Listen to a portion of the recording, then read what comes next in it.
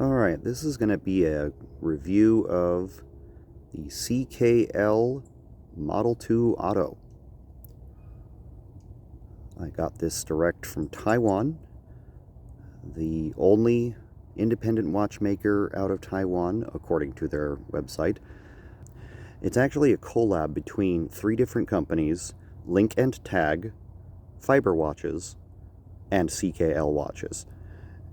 And the Link and Tag kind of did some designing, Fiber Watches did the case and the strap, and then kind of the build and the customization and stuff that was done by CKL, as far as I know. So the original Model 2 by CKL is a Swiss movement that's been flipped around, and then you have a small dial on the 3 o'clock position, and it's hand wind. So then he did the Model 2 Auto, which is a Japanese movement flipped on its head, and then the dial is in the more 6 o'clock position instead of the 3 o'clock, and then they somehow found a way to put the rotor in between the dial and the movement.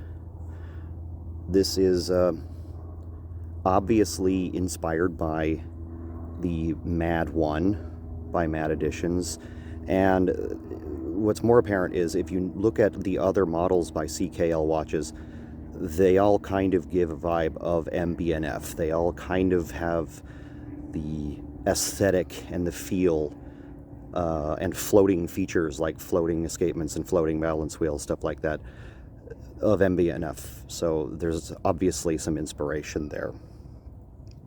It's a very minimalist case. It's all pretty much stainless steel, polished. Got a little bit of a lip here. There's no bezel. There's no stamp on the crown. A little bit of knurling. And the strap is just a basic leather strap with some contrast stitching and a Fiber Watches buckle.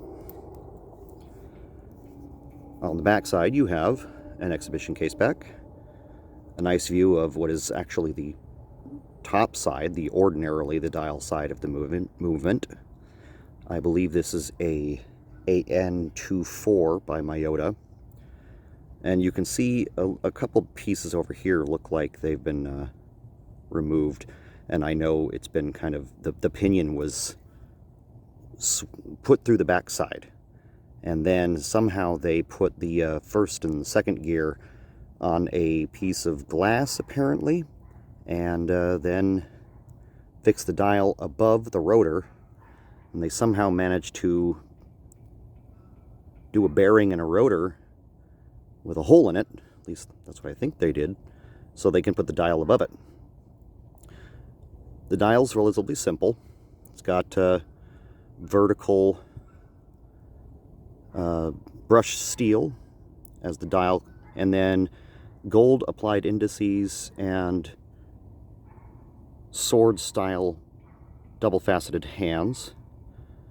Classic, but really easy to read just by glancing at your wrist.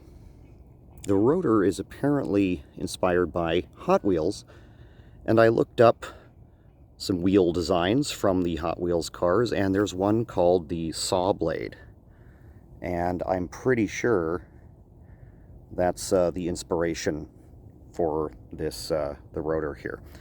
The website still has a few colors, but they are running out. I think they only made 99 in each color. I'm not 100% on that.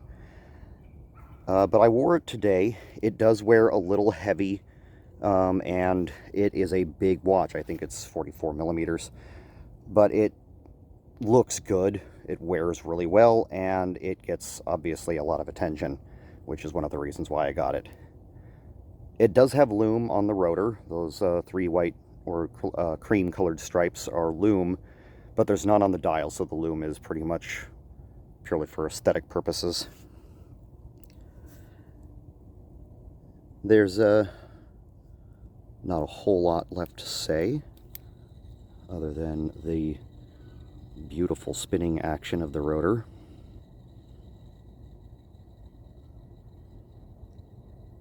Go to Link and Tag. That's their website. If you're interested There's lots of other brands on Lincoln tagged, like Swiss brand Bayod, just to name one off the top of my head. But I'm pretty sure it's the only place to get CKL watches. Another thing I forgot to mention is the perlage around the movement holder is really nice. It's on both sides. You can see the stem going through there as well. I like the visible stem. But the movement holder really does... There's a piece of stuff on there. The movement holder really looks nice with that perlage, the engine turning. And like I said, they've got it on both sides. So there's a lot of little features that kind of make this watch pop. But so far, I've really enjoyed wearing it, and certainly will continue. Thanks for watching.